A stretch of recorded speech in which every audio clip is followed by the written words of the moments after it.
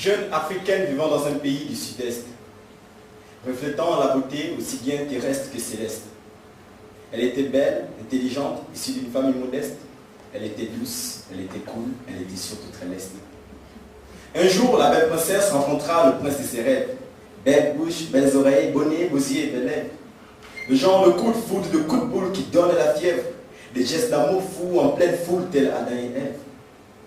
Ils se mirent vite ensemble, formaient un couple parfait. Le genre que tout le monde préfère, qui reflète ses contes de fées.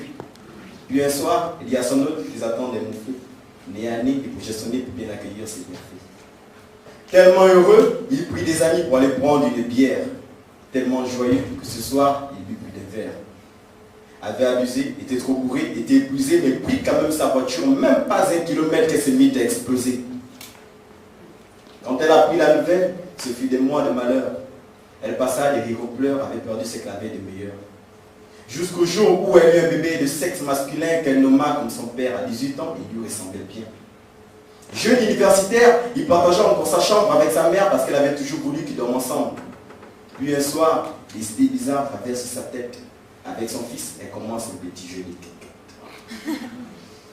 Après, c'est la routine et c'est comme ça qu'il joue. Quand elle le voit avec des filles, elle le jalouse jusqu'au jour où elle lui dit « Bébé, je suis enceinte de toi ». Il lui dit « Maman, si tu le gardes, je ne reste plus sous ton toit ». Mais en fait, elle s'entête, donc lui, il disparaît. Pour son bébé, elle s'apprête, elle n'a pas de temps pour le regret. Elle eut une fille qui, 18 ans plus tard, réclame à son père. Quelle tristesse quand elle apprit que son géniteur était son frère.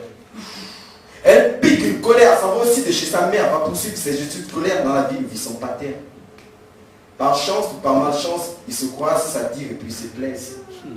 Par contre, leur descendance n'en parle pas pour pas qu'ils se déplaisent. Les gros projets sont nés, les vieux amis sont informés. Mais quand l'un d'eux arrive chez eux, ils se rendent compte que tout est gâté. Dans le calme, ils retournent, mais ils reviennent avec leur mère. Une fois les trois regroupés, Yasmine se rend compte que c'est la demeure. Tant de questions et de lamentations pour son fils et sa fille. La fille, ne trouvant aucune issue, décide de mettre un terme à sa vie. Merci.